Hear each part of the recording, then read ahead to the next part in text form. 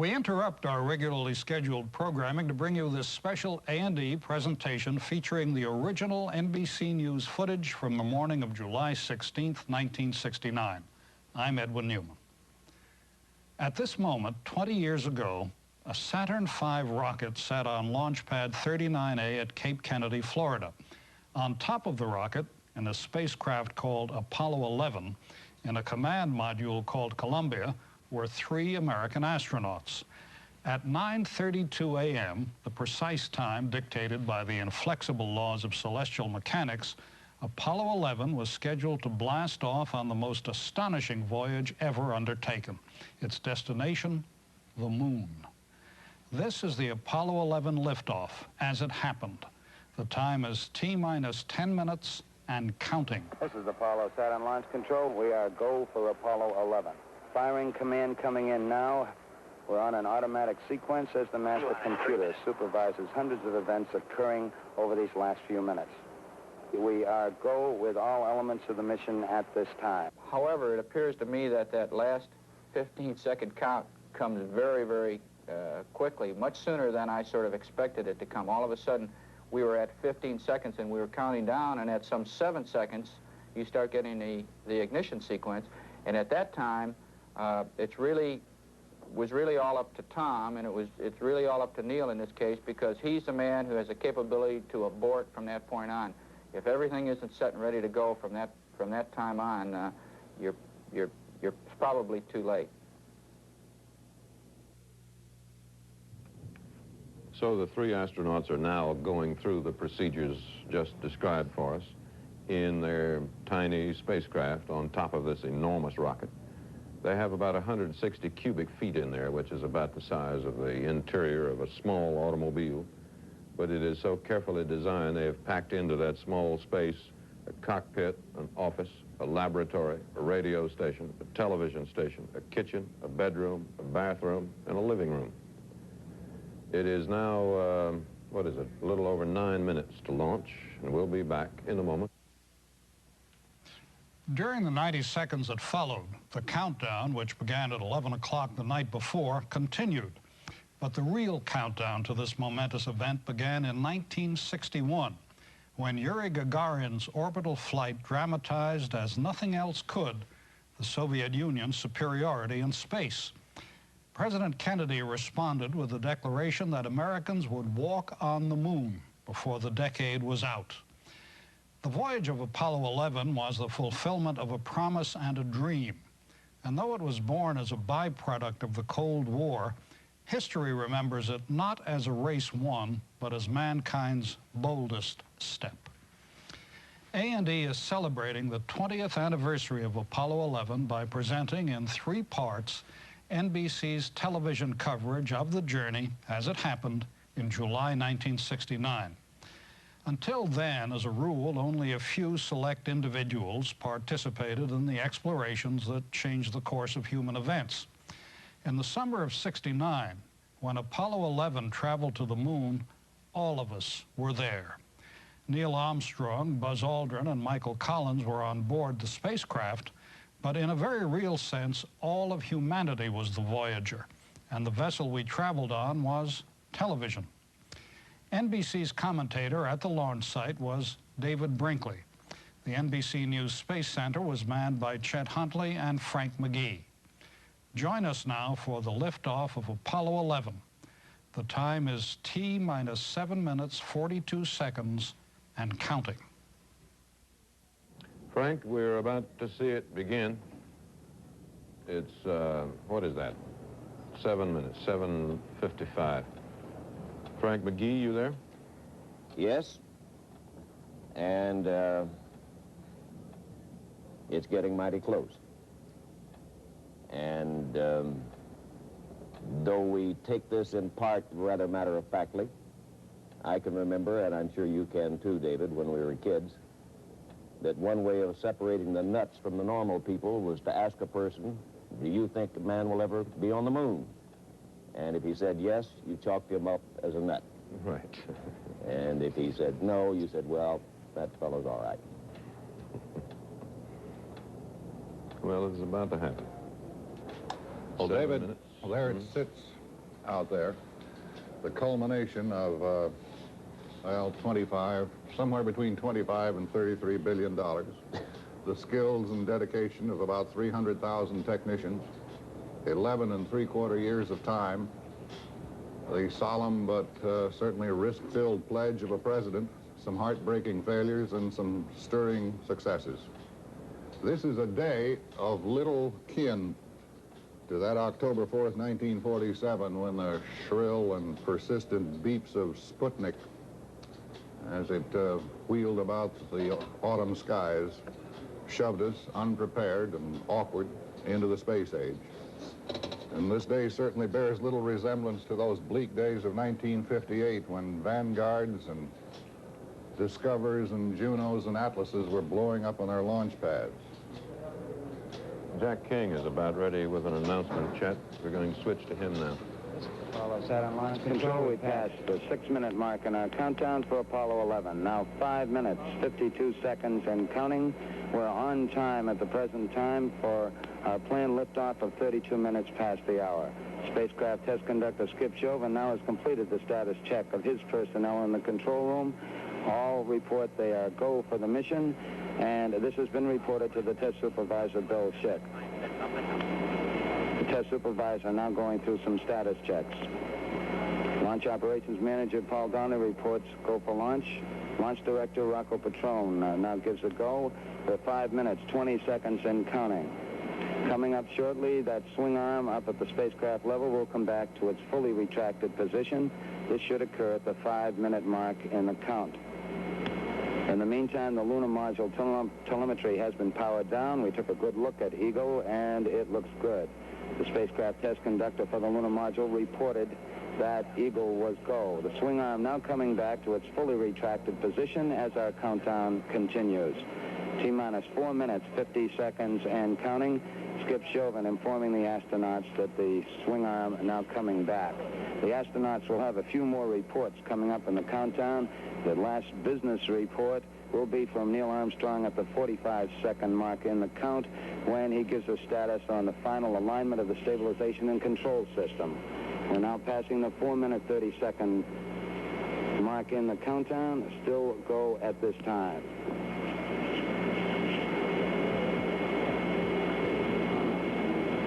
4 minutes, 15 seconds. The test supervisor now has informed launch vehicle test conductor Norm Carlson you are go for launch.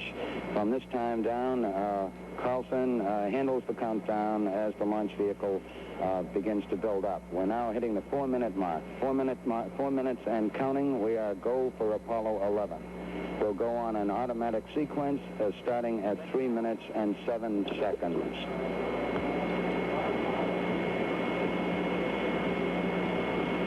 3 minutes, 45 seconds and counting. And the final abort checks between several key members of the crew here in the control center and the astronauts. Launch operations manager Paul Donnelly wished the crew on the launch team's behalf good luck and Godspeed. 3 minutes, 25 seconds and counting. We're still go at this time. We'll be coming up in the automatic sequence about 10 or 15 seconds from this time. All still go at this time. Neil Armstrong reported back when he received the good wishes. Thank you very much. We know it will be a good flight. Firing command coming in now. We are on the automatic sequence. We're approaching the 3-minute mark in the count. T-minus 3 minutes and counting. T-minus 3. We are go with all elements of the mission at this time. We're on an automatic sequence as the master computer supervises hundreds of events occurring over these last few minutes. T-minus 2 minutes, 45 seconds and counting. The members of the launch team here in the control center monitoring a number of what we call red line values. These are tolerances we don't want to go above and below in temperatures and pressures. They're standing by to call out any deviations from our plans. 2 minutes, 30 seconds and counting. We're still go on Apollo 11 at this time.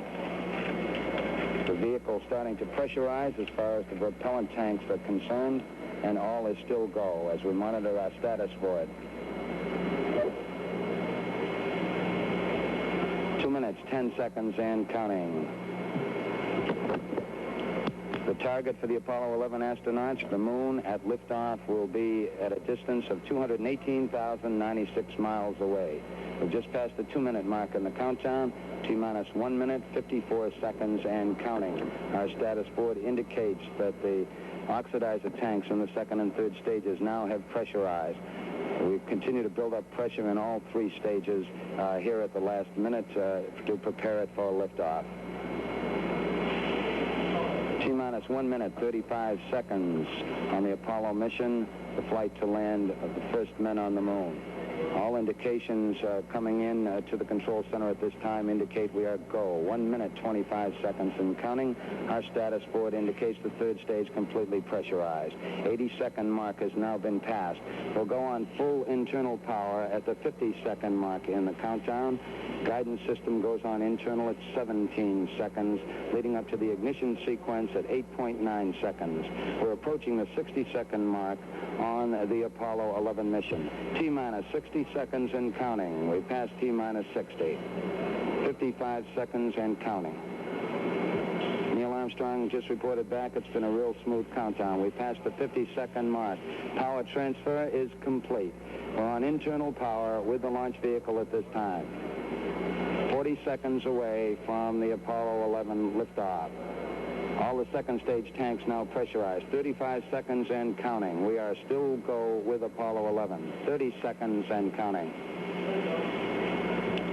Astronauts report it feels good. T-minus 25 seconds. 20 seconds and counting. T-minus 15 seconds. Guidance is internal. 12, 11, 10, 9. Ignition sequence starts. 6, 5, 4, 3, 2, 1, 0. All engine running. Liftoff. We have a liftoff. 32 minutes past the hour. Liftoff on Apollo 11. Tower cleared. We got a roll program. Neil Armstrong reporting the roll and pitch program, which puts Apollo 11 on a proper heading.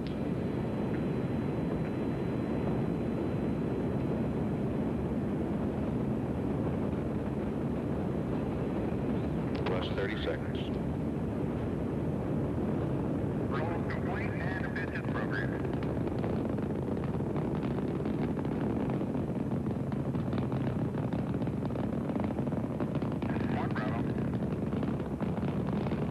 One Bravo is a abort control mode.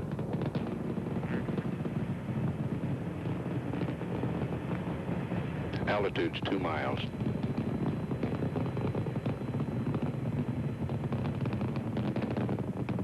Houston, you're good at 1 minute.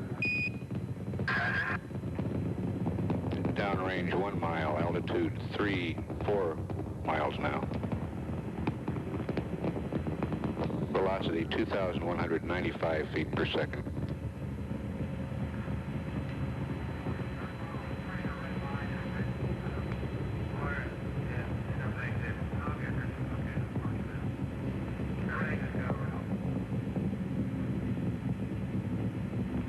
We're through the region of maximum dynamic pressure now.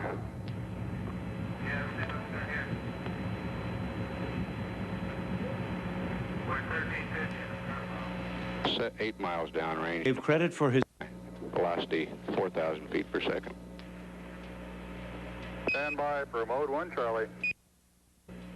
Mark, mode 1 Charlie. 1 Charlie. Cliff Charlesworth taking a staging status. This is Houston, you are go for staging.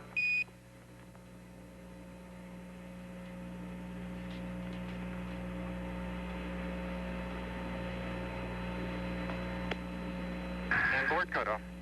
Inboard engines out. I'm inboard cutoff.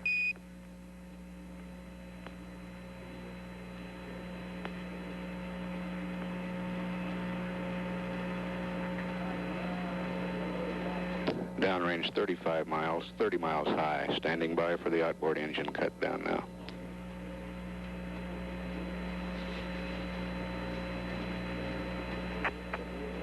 There it is, right on the tick. And ignition.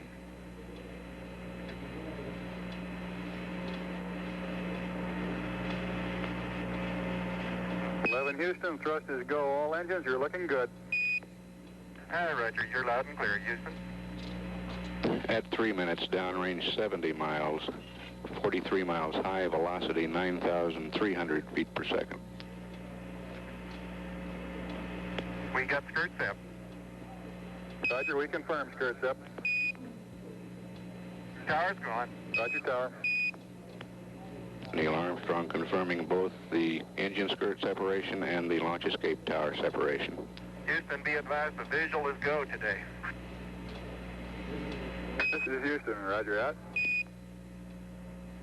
Yeah, they finally gave me a window to look out.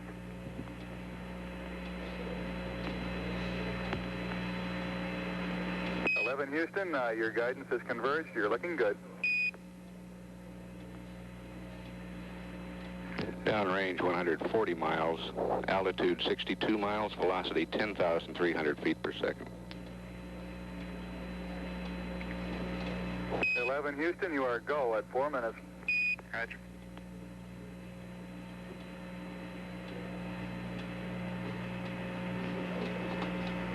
Apollo 11 right on the ground track.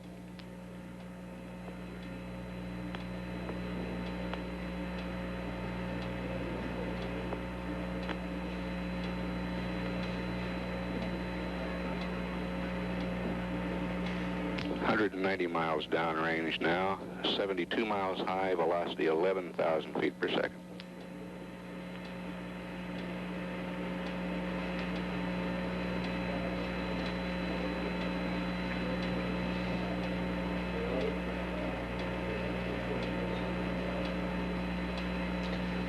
Tracking it for quite a long period of time here with the Air Force cameras.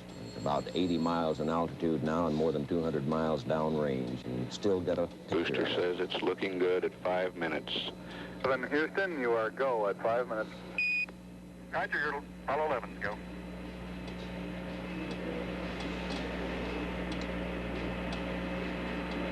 Downrange 270 miles, altitude 82 miles, velocity 12,472 feet per second. Fly to S4B to COI capability.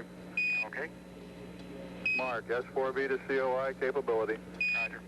We're losing sight of the spacecraft, so we'll go to our animation of it and follow the sequence. Using the S4B if necessary. You're sitting in your living room. Ah, thank you. You all are coming through beautifully, too.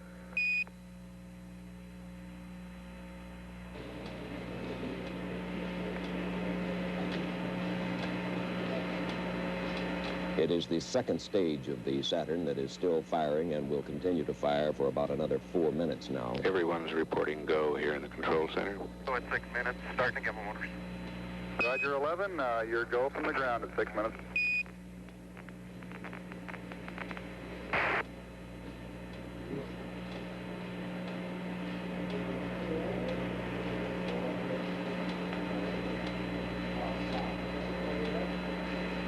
Apollo 11, this is Houston, level sense arm at 8+17, outboard cutoff at 9+11.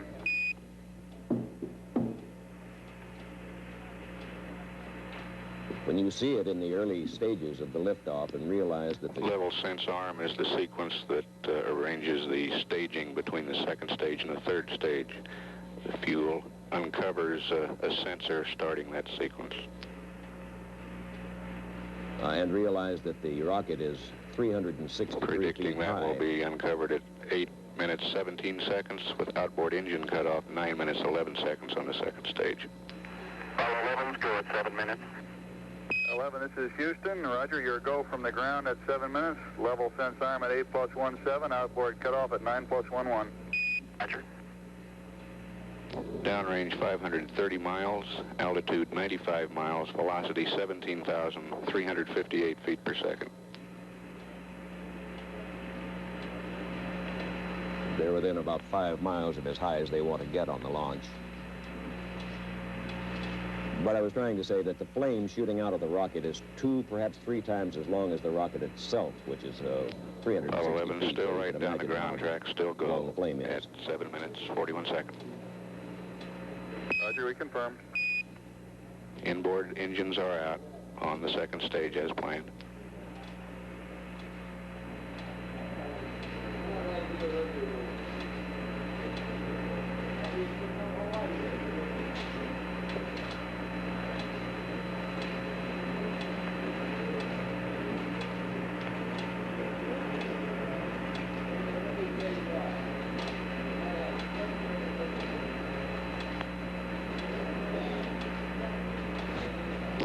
11, go on all sources. New York, go at 8 minutes. I've just built the mixture ratio shift. Roger, we got PU shift down here too.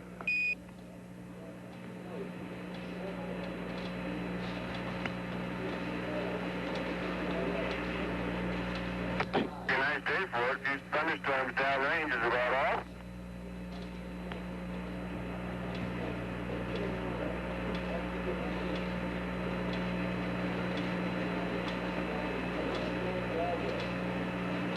This is Houston. You are go for staging. Over. Understand. Go for staging. Stand by for mode 4 capability. For mode 4. Mark, mode 4 capability. Mode 4 and Apollo 11 could get into orbit using the service propulsion system now. Altitude is 100 miles, downrange 883 miles. Outboard engine cut off. And ignition. Again, right on time. Ignition confirmed. Thrusters go, 11. And now the And third we have a stage good is third propelling stage them. now. It stays with them for some time yet.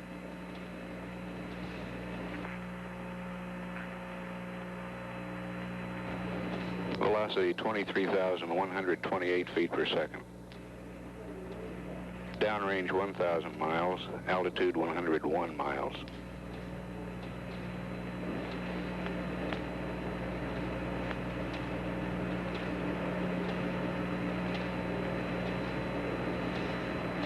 Apollo 11, this is Houston. At 10 minutes, you are go. And Roger. 11's go.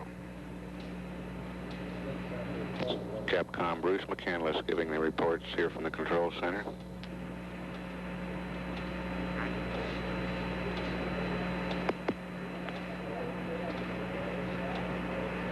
Apollo 11, this is Houston. Predicted cutoff at 11 plus 42. Over. 1142, Rich.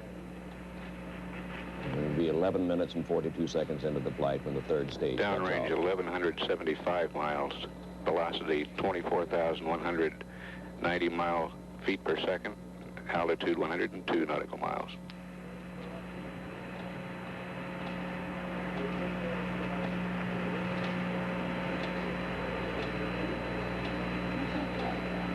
Apollo 11 still go on all sources. Apollo 11, this is Houston. You are go at 11. There you go.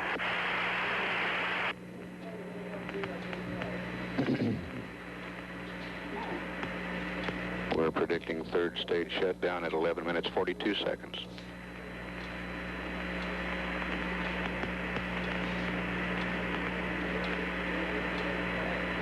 Velocity 25,254 feet per second. Downrange 1,400 miles now. Altitude 102.8 nautical miles.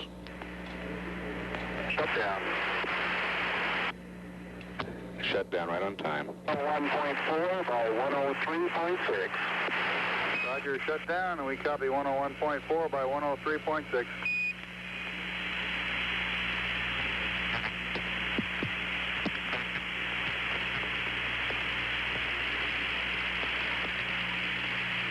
Apollo 11, this is Houston. You are confirmed to go for orbit. Well, they in fact are in orbit.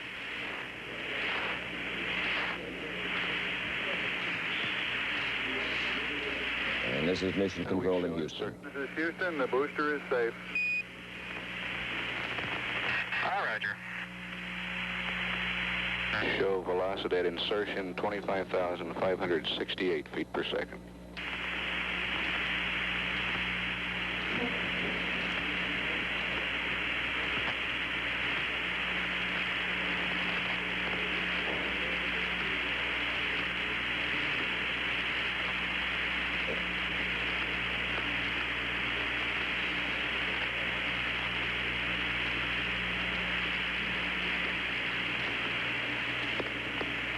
You can see on our map at the NBC News Space Center about where they are located, the flashing lights out over the Atlantic Ocean.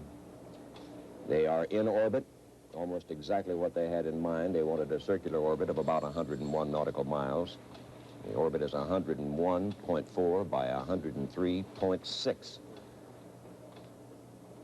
And they got the speed they wanted, 25,568 feet per second, about 17,500 miles an hour. All of it routine so far, routine appearing, yet we all realize that this is the beginning of the most audacious undertaking that man has ever attempted. We'll be back in just a moment. Liftoff. We have a liftoff. 32 minutes past the hour. Moonwalk, as it happened 1969, is brought to you in part by Citicorp, because Americans want to succeed, not just survive. We help more Americans go to college, and we issue more MasterCard and Visa cards than any other company. We also serve millions of customers in every major marketplace worldwide. We're Citicorp and Citibank, America's largest financial services company. Whatever financial success you hope to achieve, whether it's business or personal, we can help you do it, and do it better than anyone else. Citicorp, because Americans want to succeed, not just survive. What gives you lots of hot water, the lowest cost way? Nothing does it like gas. What lets you wash for less money to save every day? Nothing does it like gas. What heats water so efficiently it's half the cost of electricity? Nothing does it, no, nothing does it like gas. For hot water, for cooking, home heating, or drying. Nothing does it, no, nothing does it like gas. America's best energy value. How well you carry yourself in business often depends on what you carry in business. Cambridge business wear from Meade. As important to the way you look as the clothes you wear. This year, the best-dressed people in business are all wearing the same thing. Cambridge business wear from Meade. As important to the way you look as the clothes you wear. Patty Schoenfeld is deaf, but an IBM computer lets her talk on the phone. Art Sweet is almost blind, but can read a bank statement. And Madge Pentecost has trouble using her arms, but uses a computer by aiming an infrared beam. IBM provides information about special equipment like this, so more people with disabilities can use their abilities. Write IBM Box C-1030, Atlanta, Georgia. If you'd like to run a shop that's all your own, buy yourself a cozy home, steer away from crummy deals, protect your car from roof to wheels, then you'll want this free and helpful book listing 200 government pamphlets. Look, for this new edition, just drop a line. Write New Catalog, Pueblo, Colorado, 81009. As it happened, July 16th, 1969, now continues. Flight is smooth, so far uneventful, perfectly on time, perfectly efficient. If you watched, or since you watched the liftoff with us, there's really nothing to say about it. What can you say about a sight like that? It's a sight that there's a huge crowd out here of reporters, visitors, VIPs, and others milling around and talking and gossiping and handshaking and telling jokes and making a lot of noise in a busy, vivid scene. And NASA has set up loudspeakers outside this area here, and so when the last minute or so of the countdown begins, they hear it over loudspeakers, 10, 9, 8, exactly as we all heard it. And it was notable that when it got down to about a minute, everybody who had been lollygagging, gossiping, talking, fell still and silent, knowing he was about to see something truly fantastic, but not really knowing what it was. We all know what we saw, but in another way, we don't know what we saw. You not only see it, hear it, feel it, inside and outside. And a minute or so after that unbelievable event, as you have heard over your television, The astronauts are talking to the ground and reporting on the facts and figures of the flight, and somebody here a minute ago was saying they are as matter of fact and unexcited and calm as if they were taxicab drivers reporting in and saying we're on Maple Street headed for downtown. They're no more excited than that. But obviously they couldn't do their work any other way. Frank McGee, you there? I know you're there. I don't know why I asked. Frank? Yes, David. And thinking, you know, that we were about 17 minutes and 45 seconds into the flight, which is longer already than the entire time that Alan Shepard spent in the first flight that this country made, which was not all that many years ago. We would like now to go back and let you see once again the liftoff that David was saying, and I think quite properly so, cannot be described, need not be described if you can see it. So we can, and so we're going to. This is a replay of the liftoff. 4, 3, 2, 1, 0. All engine running. Liftoff. We had a liftoff. 32 minutes past the hour. Liftoff on Apollo 11. Tower clear.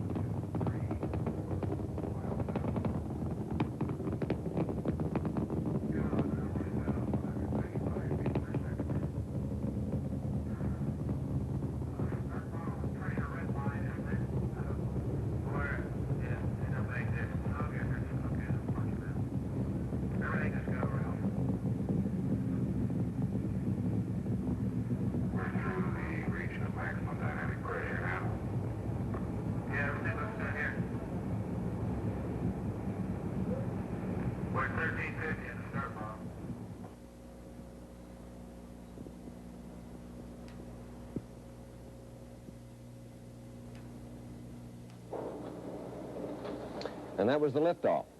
It was all done, the last 3 or 4 minutes of it, completely automatically. Nobody had to push any buttons. Computers did the work, guiding the 3 men into the proper orbit. They with hands off, except for one switch that would cancel the mission, abort them if need be. It wasn't. There was, of course, on this launch a great deal of activity inside the spacecraft and chatter back and forth between the crew and the ground. In a pre-flight interview, the Apollo 10 astronauts, Thomas Stafford and Eugene Cernan, gave NBC News a rundown of the events just after the liftoff and their own personal recollections of all of it.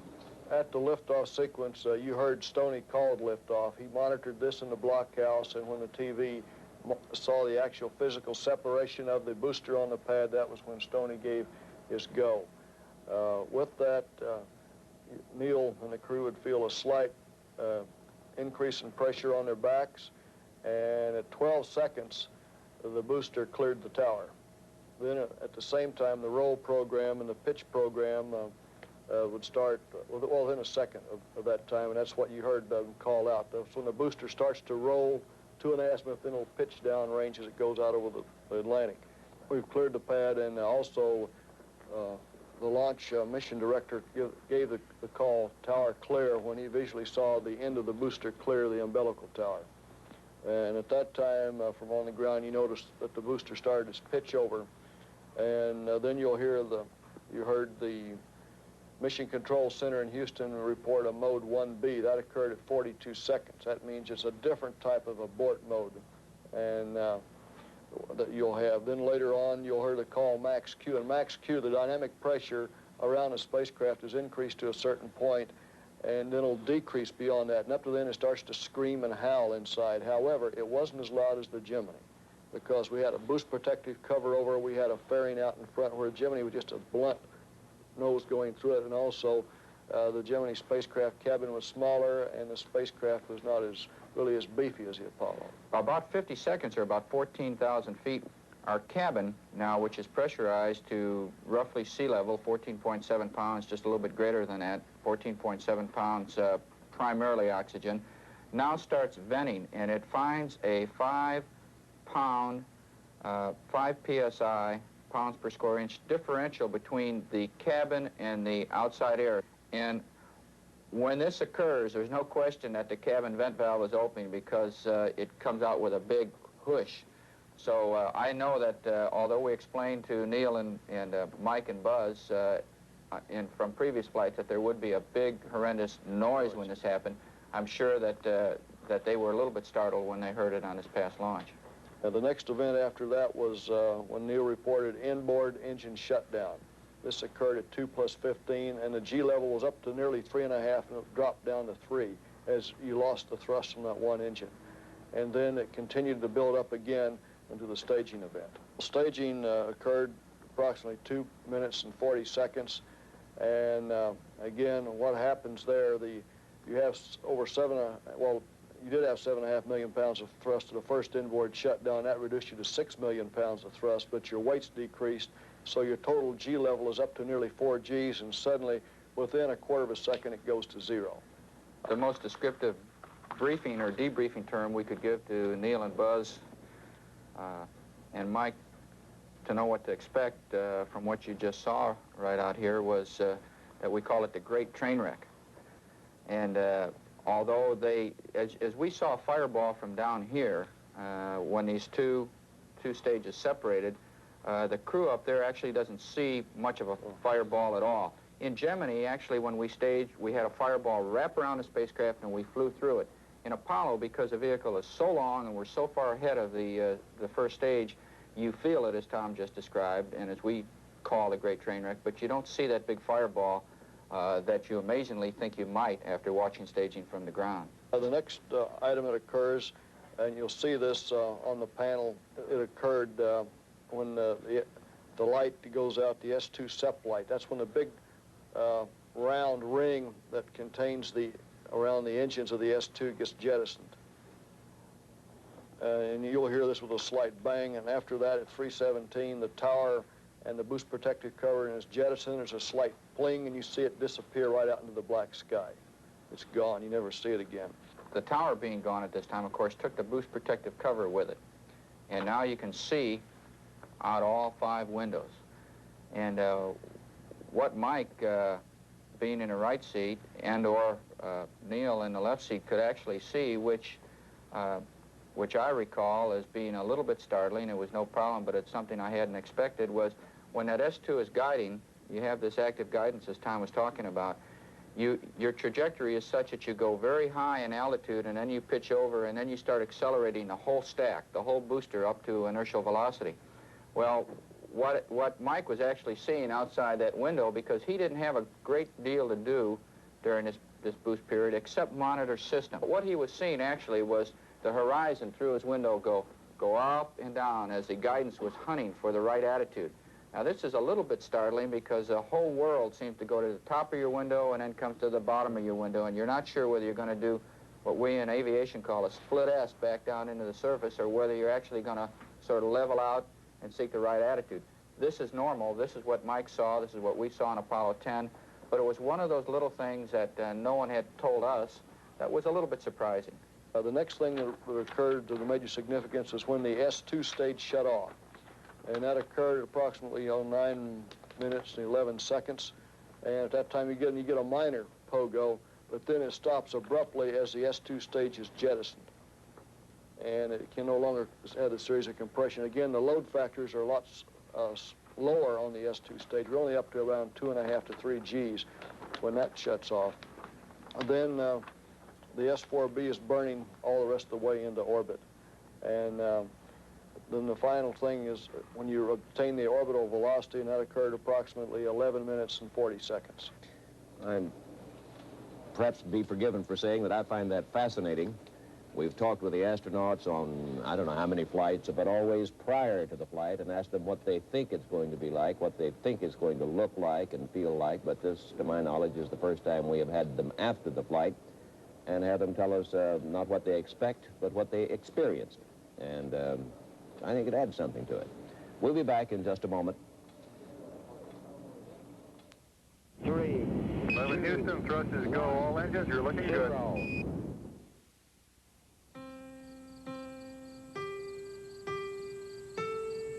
Well, space is there, and the moon and the planets are there, and new hopes for knowledge and peace are there.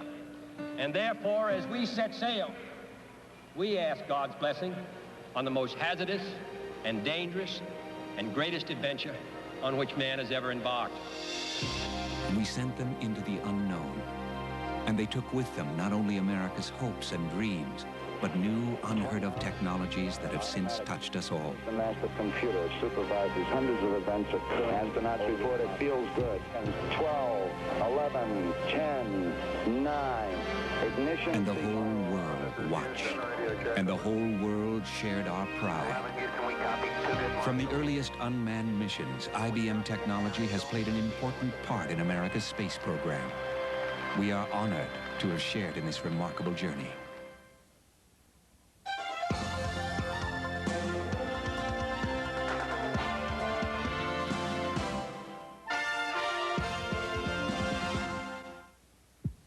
If you suffer from any of these medical problems, a Contour chair with optional heat and massage may help. I'm Art Linkletter, and I'm concerned about these health problems. That's why I want to mail you this free Contour chair catalog.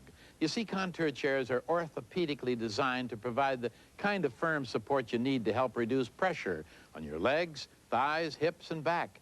And to raise your legs above your heart, all you have to do is press this button. If you're concerned about your health, get free facts by mail about Contour. Find out about the marvelous relaxation that comes from the proper positioning of your body. Let me mail you this free Contour chair catalog, filled with details on the health benefits Contour chairs provide.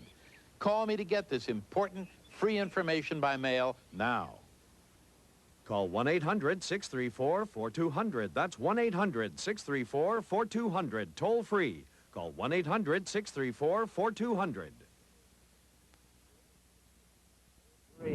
Liftoff, as it happened, now continues.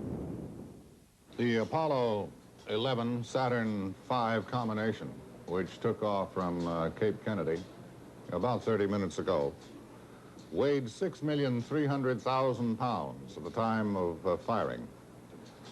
During its journey, it will burn more than 86,000 pounds of fuel. That was just in the 3 seconds or so between ignition and liftoff. And from that point on, Apollo 11 will continue to lose weight constantly upon its landing. And when it comes back, it'll weigh a little more than 31,000 pounds. Now let's go to Mark Landsman at Wapakoneta, Ohio. Tremendous. We're most happy. What is a parent's feelings at a moment like this? It's just a feeling of Thanksgiving. Have you been waiting anxiously for this moment? Yes. Yes, we're very happy that the first stage is completed in such a fine takeoff. As you sat and watched the liftoff, did you think about the risks involved? Not so much. I was prepared for that ahead of time. How do you go about preparing yourself? My inner faith helps me. When did you last talk to your son? Yesterday, about noon, we had a nice long talk with him on various subjects, mostly pertaining to the family. The rest of the family is, of course, at the Cape, and our near relatives and even distant relatives are down there to view the launch today. Those were the parents of Neil Armstrong being interviewed by Mark Landsman in Wapakoneta, Ohio. As we see each one of these launches occur, it may also occur to many of us that as thrilling as these triumphs and successes are, they sometimes have a tendency to produce a backlash of discouragement over our inability to predict or control our weather. to manage our cities and regulate our traffic, to eliminate poverty and crime and educate all our population, house and feed all of our people. At the same time that there is euphoria and triumph, there may also be a backlash of some disappointment, because it may occur to us frequently that if we can correlate 22,000 flight steps and 9 million pieces of hardware and make them function as perfectly as all of this, why are we failing with some of our other problems? Therefore, Apollo 11 increasingly perhaps has become the symbol of a dawning suspicion that political, social, and spiritual excellence may not automatically follow technical achievement, that the two are separate. Many realize that our junkyards, the industrial slums and slag piles, the oceans of beer cans and the urban sprawl are fruits in one way of technological advance. But then on second thought, it may occur to us also that technology can ultimately be applied to yet clean up the mess, which are the disappointing byproducts of this same technology. So Apollo 11 causes us to think. Most of the 200 million of us are thinking, who are we? Where are we? Is the universe our complete oyster? What about our priorities? Did the Russians by any chance in 1957 with Sputnik lead us into a series of bad judgments? Is it good that we kind of cloak Apollo 11 with theological and metaphysical wrappings and second thoughts?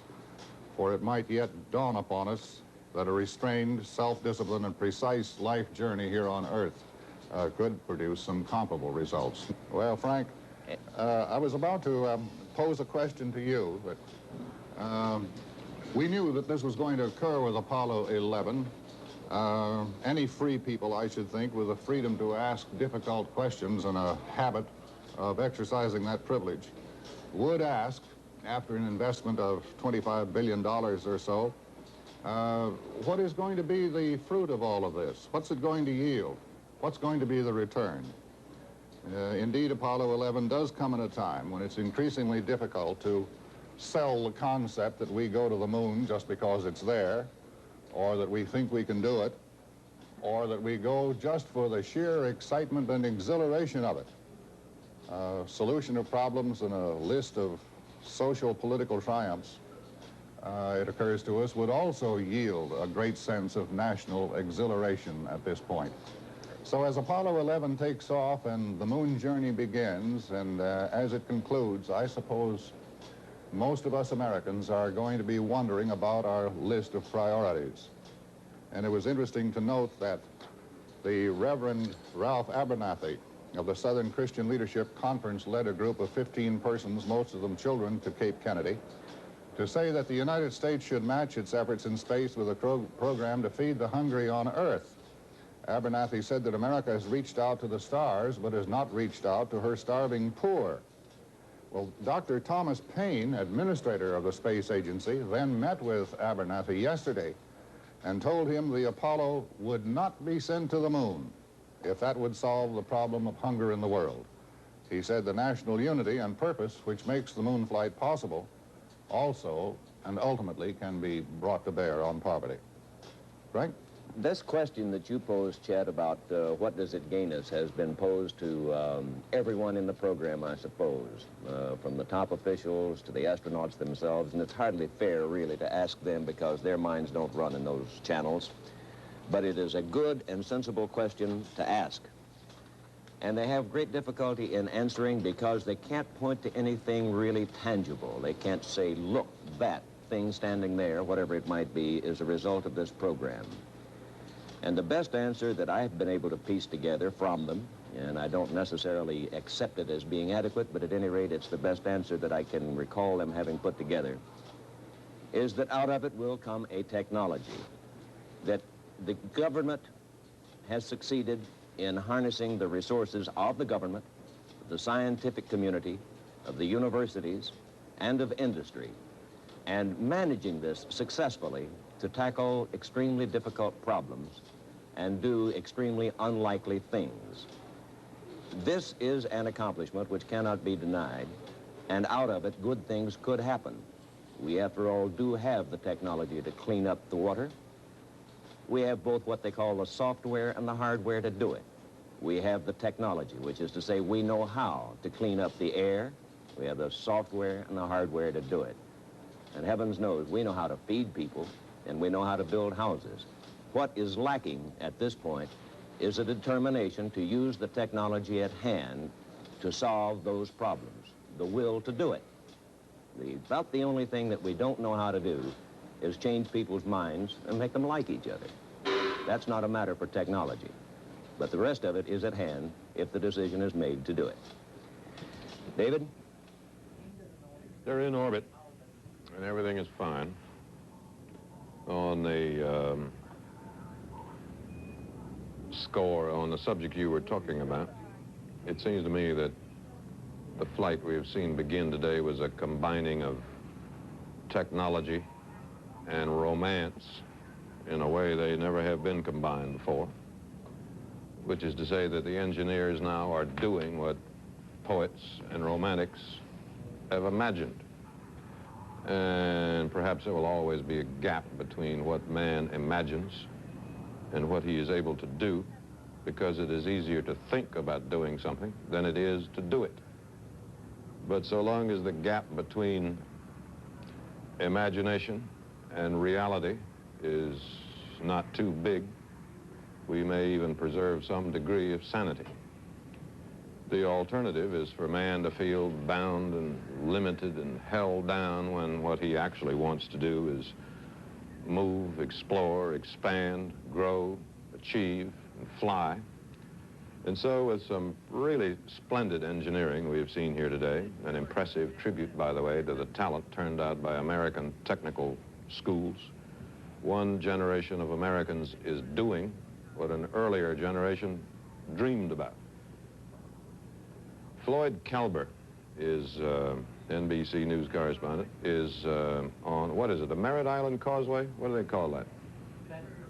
Bennett Causeway, which is a place where a lot of visitors have, with campers and trucks and cars and station wagons and so on, have been camped and parked all night waiting to see what we saw a few minutes ago. Floyd? The boats are moving down the Banana River now, large and small. They moved up there last night, yesterday, and this morning. Several thousand of them have so far come down. They moved up very close to within just a few miles of the Cape Kennedy launch site for Apollo 11. They're now passing underneath the Bennett Causeway. On the causeway, traffic has thinned out considerably. At one time, immediately after the launch, there was just a gigantic crush. Almost as soon as the flame went out on the rocket and the rocket went out of sight, the cars started up here, this packed area in which all of the campers and the cars had been parked, started to move onto the causeway, where they immediately came to a stop. Sir, could I talk to you for a moment? Yes, sir. Who are you, sir? I am Leoncio Flores from Connecticut. We're from where in Connecticut?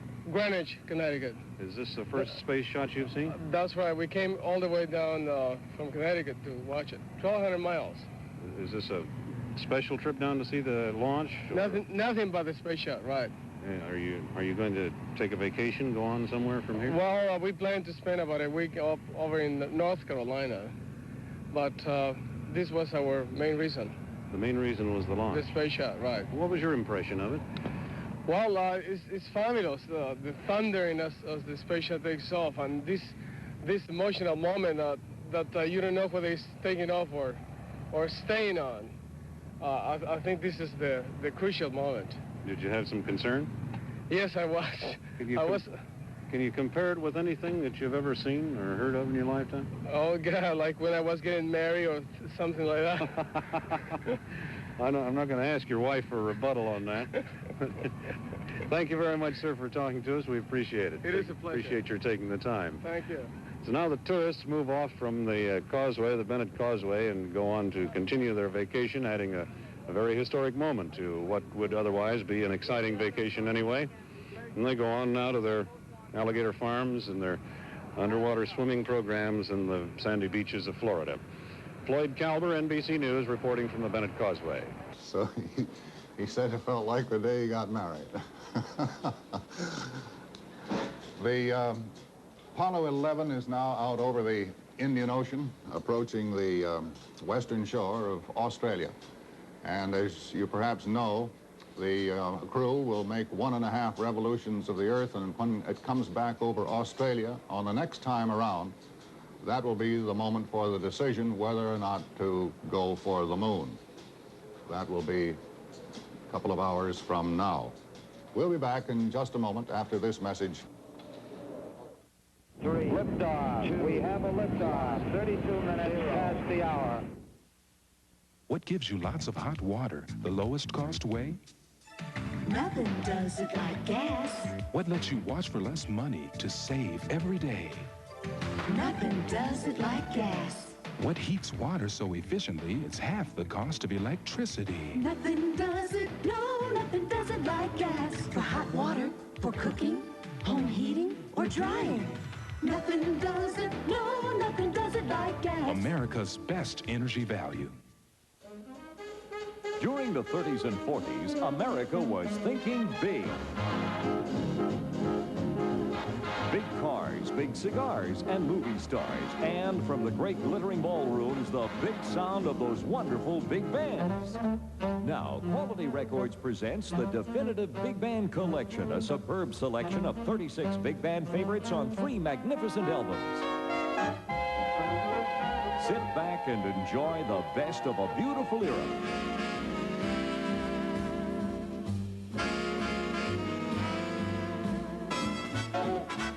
The definitive Big Band Collection is only available in this special TV offer and features one of the world's greatest drummers, Buddy Rich.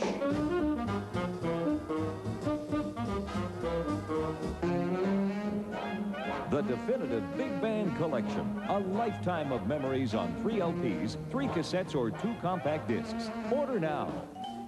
Have your credit card ready and call 1-800-228-2787 or send $19.95 for 3 LPs or 2 cassettes, $24.95 for 2 CDs, plus $4 shipping to Big Band Collection, P.O. Box 98363, Atlanta, Georgia. This Big Band Collection is the best of a beautiful era and a lifetime of memories of the 30s and 40s. Call now for your Big Band Collection of the greatest big bands of all times. Call 1-800-228-2787, 1-800-228-2787. This year, the best-dressed people in business are all wearing the same thing. Cambridge business wear from Meade.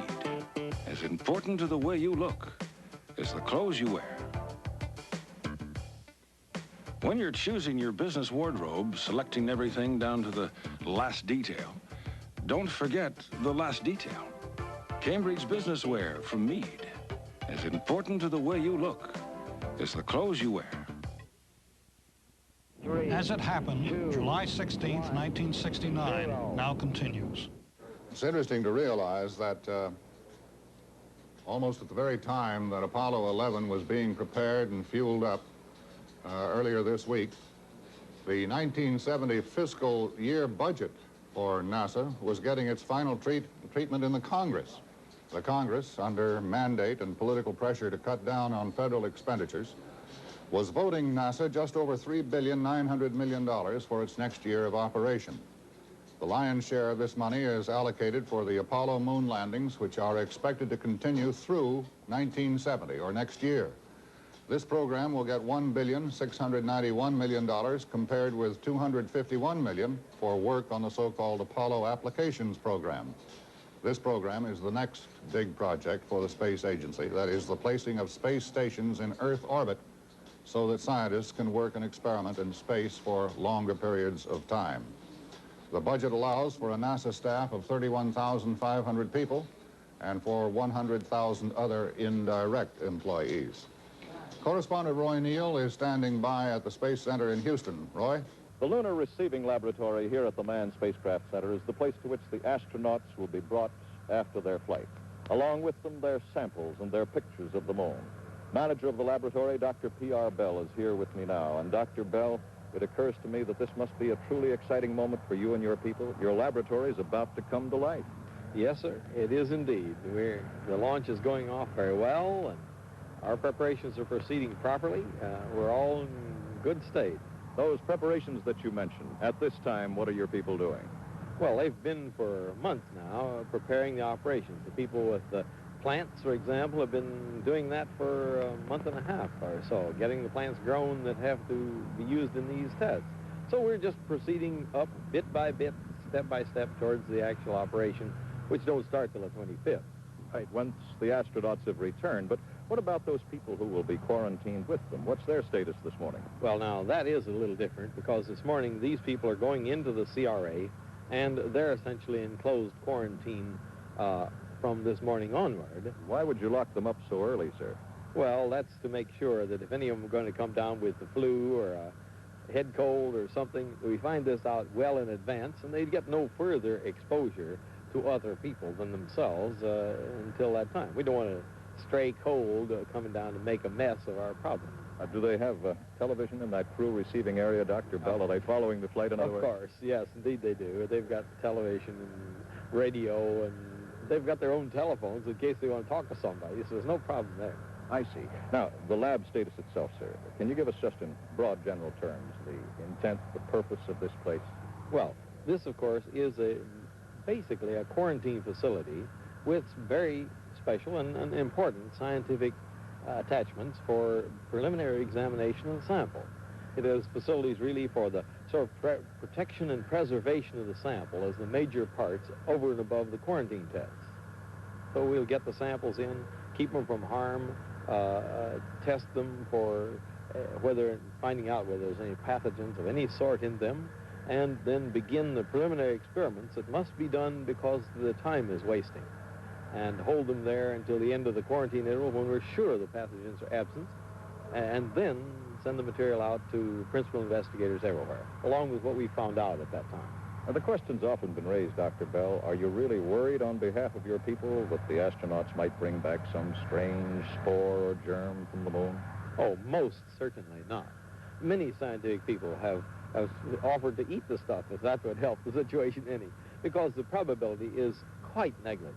But we can't take even a negligible chance, and so we go ahead and make all the careful preparations and the careful tests as though there were harmful things there. But it's far more risky to cross the street here than it is to work in the Lunar Receiving Laboratory, I assure you. Thank you, sir. We've been talking with Dr. P.R. Bell, whose people at the Lunar Receiving Laboratory are waiting now a long wait for the astronauts to go to the moon and come back, after which the big job will begin at this point on the Manned Spacecraft Center. Frank? We usually trace the origins of the space program back to Russia's launching of the Sputnik in 1958, and that's true, but it's not the entire truth. It actually goes back sometime earlier to a thing called IGY. It stood for International Geophysical Year, and confusion began there because that year ran 18 months long. But as just one of the many things that the United States planned to do during that time, and I remember Dr. Joseph Kaplan was chairman of the American Committee for this IGY, and I remember talking to him about it. But just one of the things that we planned to do was to put a satellite into Earth orbit. It had no particular function, really, except to demonstrate that it could be done and to send some signals back. It was a very tiny little instrument package and wouldn't do much, but we didn't get it up. Russia, which had not announced such a project as part of the Soviet Union's participation in IGY, beat us to the punch with Sputnik. So it really did begin with Sputnik, but in a larger sense, it began earlier with the International Geophysical Year. They're now 50 minutes into the flight and about to go over Australia for the first time. Next time around there, they'll decide whether to take off for the moon. And we'll be back. 3. 11 Houston, thrusters go. All engines, you're looking good. Tonight on A&E. At 8, biography profiles Charles Lindbergh. At 9, more classic vet stories on all creatures great and small. Then at 10, A&E Diamond Showcase presents Phoebe Snow. At 11, it's the outrageous Buffalo Bill. Then at 11:30, there's more Dabney Coleman on the Slap Maxwell story. Tonight. You can see the dream of success in the eyes of people all across America. At Citicorp, we understand the dream. That's why, as Citicorp and Citibank, we've become America's largest financial services organization, already helping 1 in every 5 American families, with more home mortgages, more student loans, more MasterCard and Visa cards than any other company. We'd like you to get to know us better. Citicorp, because Americans want to succeed, not just survive. Can Americans build a car as well as the Japanese? Chronicle finds out when we visit Honda of America here on A&E. Tomorrow.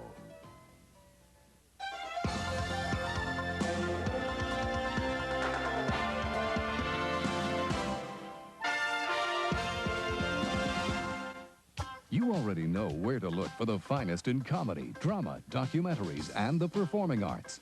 Now take a look at the all-new A&E Program Guide. It's full-size and in full color, and chock full of new and expanded features that will guide you through the exciting variety of entertainment you've come to expect from A&E.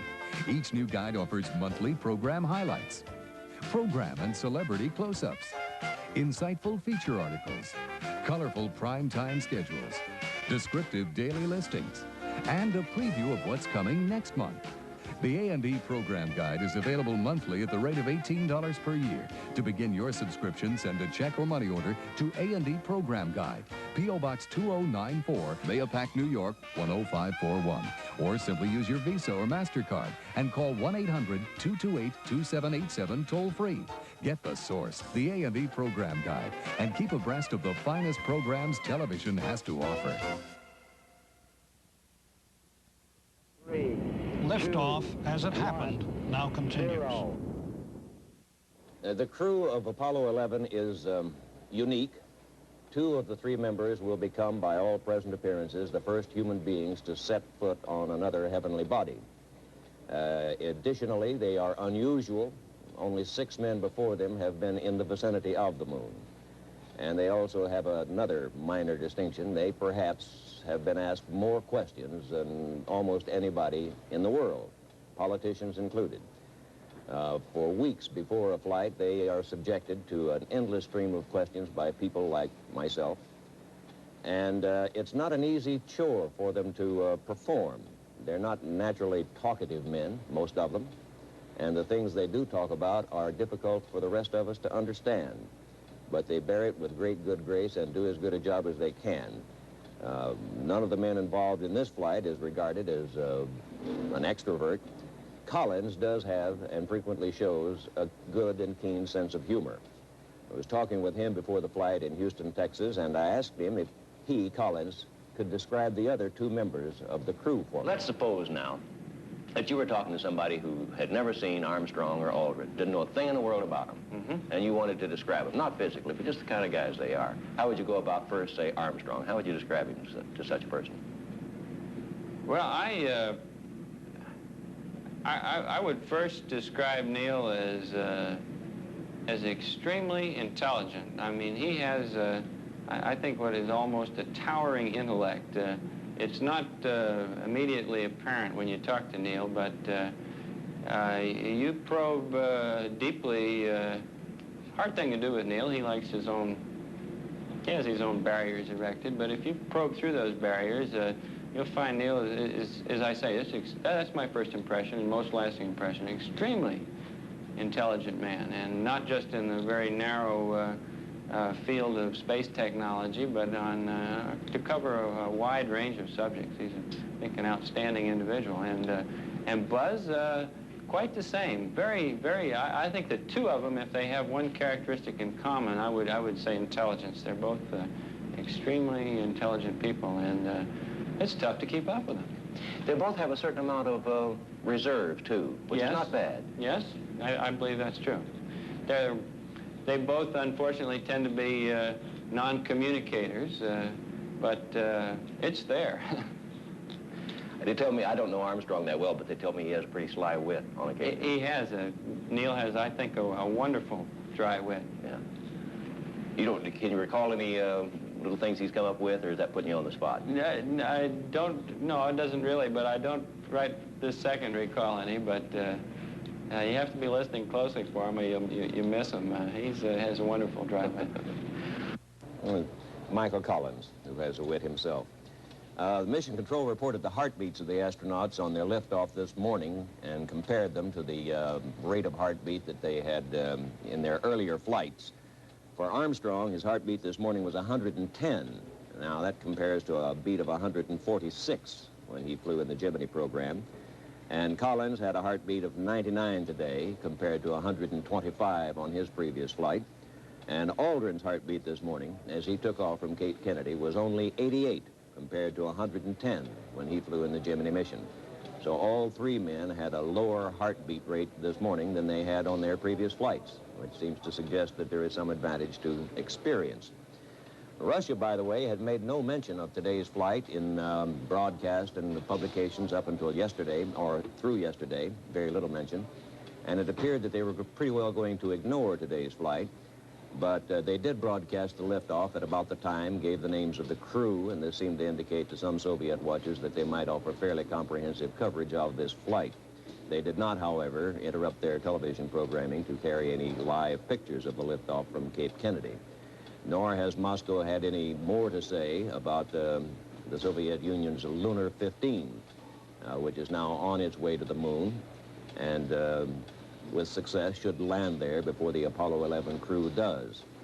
The vacuum that left by lack of information from Russia about the purpose of Lunar 15 is being filled by speculation, of course, inevitably. And the main current of speculation is that this is an attempt to send a device up and have it make a landing on the moon, scoop up a sample of the lunar soil, and return it to Earth, all without benefit of humans being there.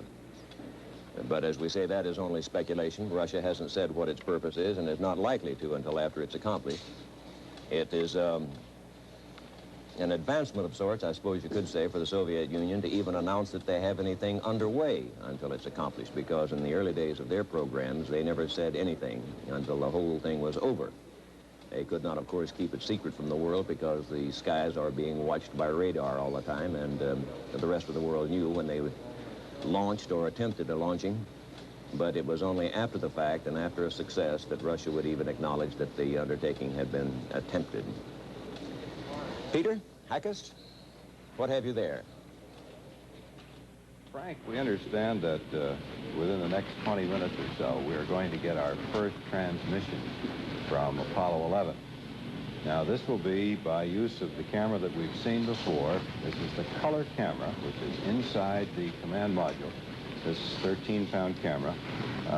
Incidentally, it's this camera that the astronauts on Apollo 10, as you recall, sent back those wonderful pictures. And for that reason, they were awarded the honorable Emmy. And so as experts in the field, why, you can expect some other good pictures. This will be the first time. One of the other features that goes with this camera is this very tiny monitor. The screen is approximately the size of, oh, perhaps a credit card, something like that. A cigarette package is smaller than a cigarette package. And what this does is to tell the men in the spacecraft what they're looking at. Now, in the past, there has been some problem of focusing the camera. And what's being done now is that through the use of this tiny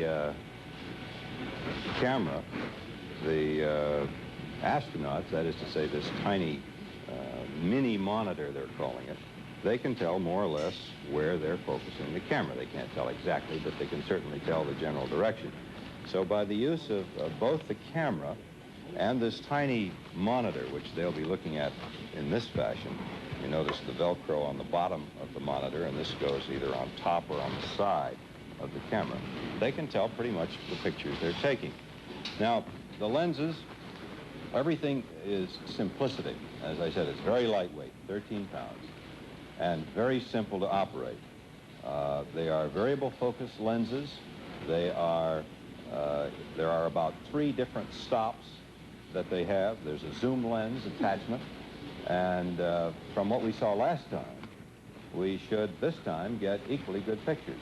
Now, there's another television camera on Apollo 11. It is not aboard the command module is in the lunar module, the LEM, and that is a black and white camera. We've also used that and seen that used in the past.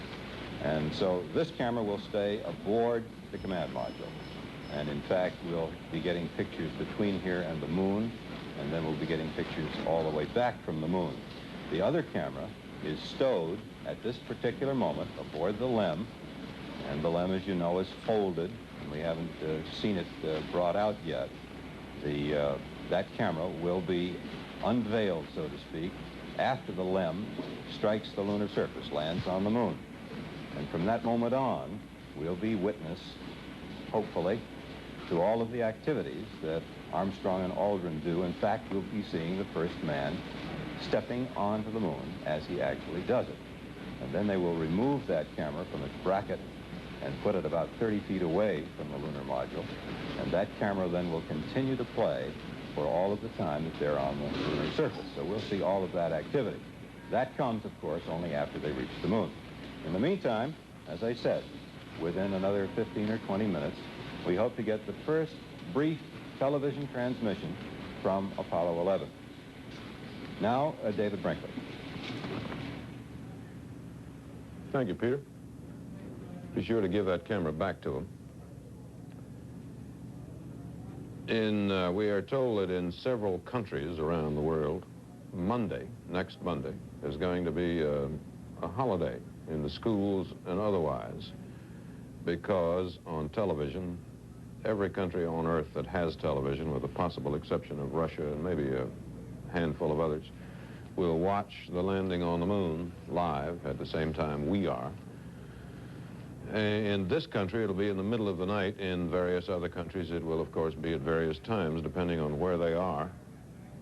But in any case, a number have announced that Monday will be a holiday, either because people will want to stay home and see it during the day, or because they will have been up half the night or all night looking at it.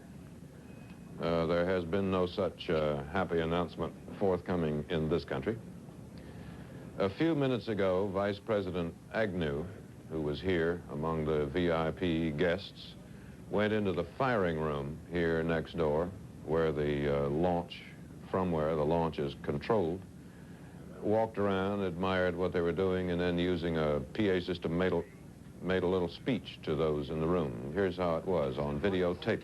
Team of specialists, scientists, engineers, and other experts that have been assembled in this program disseminated because someone was too short-sighted to provide enough of the material support to continue with these programs. Now, the president has awesome responsibilities, as you know, at a time when inflation's running away in this country. He's got a problem with trying to decide the priorities, the human priorities that are necessary to allocate what wealth we have, at the same time bringing this inflation under control. I would shudder to have those responsibilities right at this moment that he has. Unfortunately, things are not made easier for him because many people don't seem to be able to evaluate properly exactly how the thrust of the spending should be apportioned.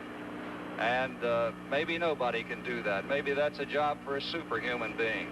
But I feel this, that as the president of the Space Council, and having had such an intimate contact with NASA and with the other agencies that collaborate so wonderfully to bring about these results, that this is America, that this is the future of our country, and that the gains to come from this program are going to be the greatest, going to constitute the greatest fallout for the advancement of all our citizens that anything we could do could bring about. So all I can say to you is we'll be there pitching for you, and you stick with us, we'll stick with you, and together we'll do this job. Thank you very much.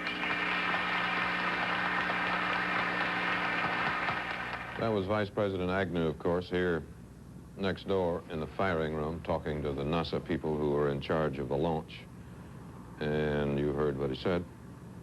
This is March 16th, 1969. And the other night I was talking with some NASA people who pointed out that 40 years after Lindbergh flew the Atlantic alone for the first time, 20,000 people every day fly the Atlantic. from babies to grandmothers. And what will grow out of this in 40 years, obviously we don't know. And so the image of the Apollo 11 liftoff was burned into the memory of the world. It remains one of the most striking images of achievement in human history. Words cannot capture the feelings felt around the planet when the first flicker of orange appeared and the spacecraft began its slow, slow rise. All the rocket's raw energy, a thrust more powerful than 92,000 locomotives, seemed momentarily suspended in some teletronic time warp as the Earth held its breath. Then a great gust of smoke and steam propelled us all toward the moon. Vanna von Braun called the morning of July 16, 1969, the dawn of the day man left his planetary cradle. What we attained when Neil Armstrong planted his boot in the lunar dust 4 days later was a completely new step in the evolution of man. Join us 4 days from now on the evening of July 20th, when we will relive mankind's greatest leap, the moonwalk, as it happened. I'm Edwin Newman for the A&E Cable Network. Ignition sequence start. 6, 5, 4, 3, 2, 1, 0. All engine running. Liftoff. We have a liftoff. 32 minutes past the hour. Liftoff on Apollo 11. Tower cleared. Roll program. Neil Armstrong reporting their roll and pitch program, which puts Apollo 11 on proper heading.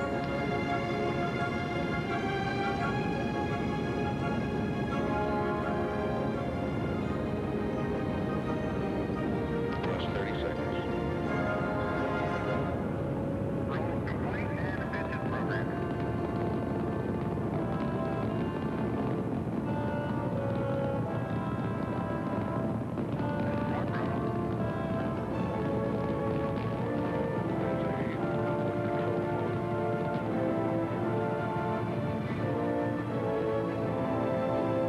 Altitude's 2 miles.